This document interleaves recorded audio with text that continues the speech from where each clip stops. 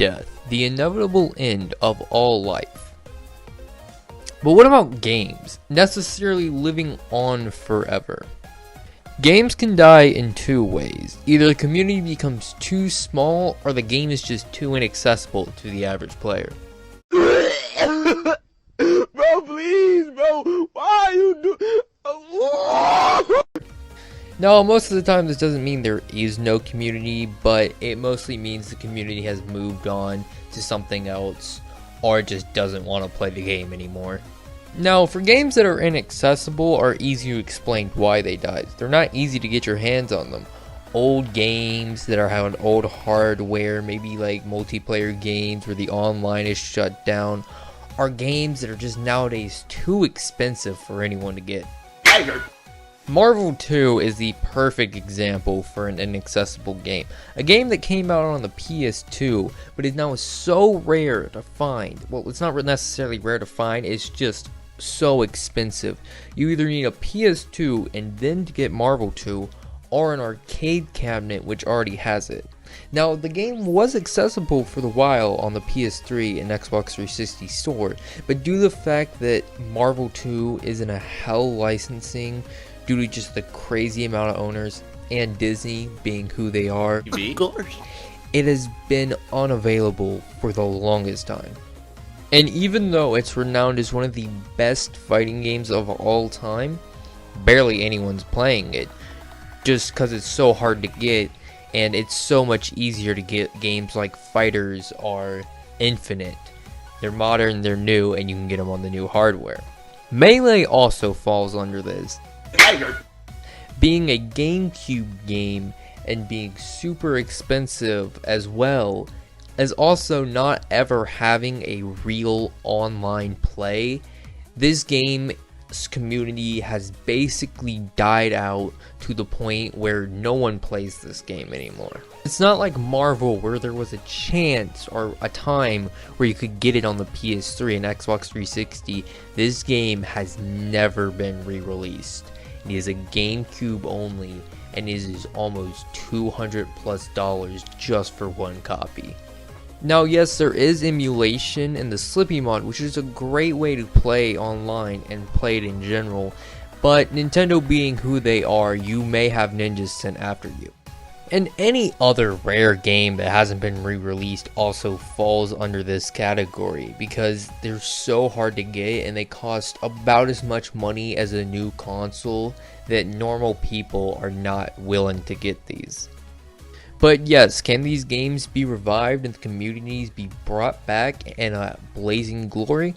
Of course, but the games that I've mentioned and a lot more others, either the company that made them just doesn't care about bringing these games back, or the licensing is just too hard for anyone to really get their hands on these games. But re-releases do happen a lot of times.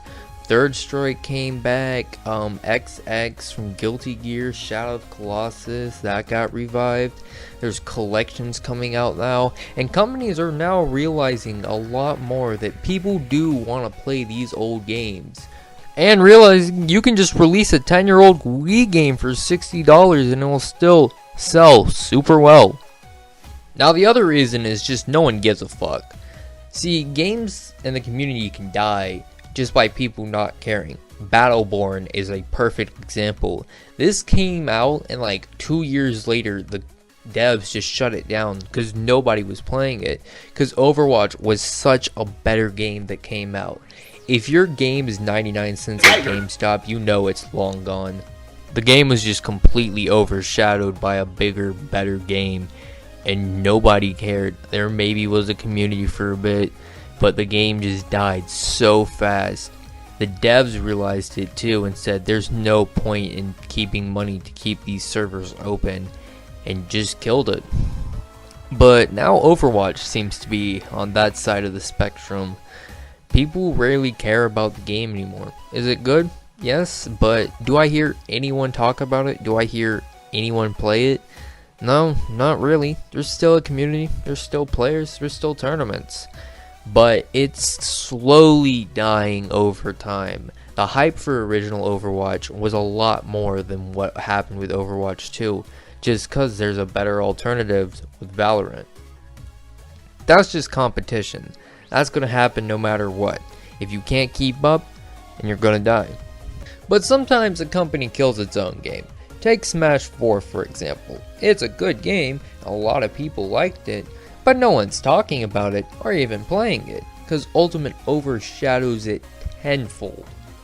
Why play the slower, boring, worse looking game when you can play the better game with King K. Rool?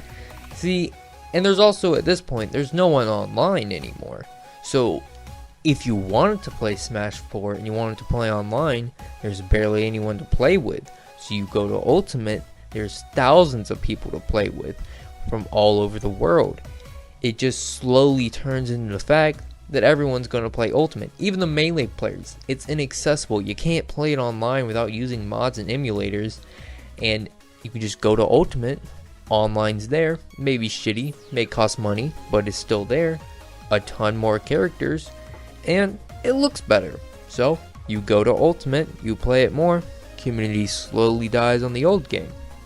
But this is what you like to see in a company. That means they care about making the game better, and you can expect the games to get better overall unless they get cocky and release a Street Fighter V, but we don't talk about that.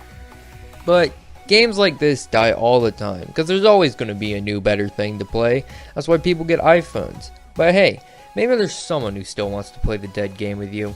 Man, nobody ever wants to play Sonic the Fighters.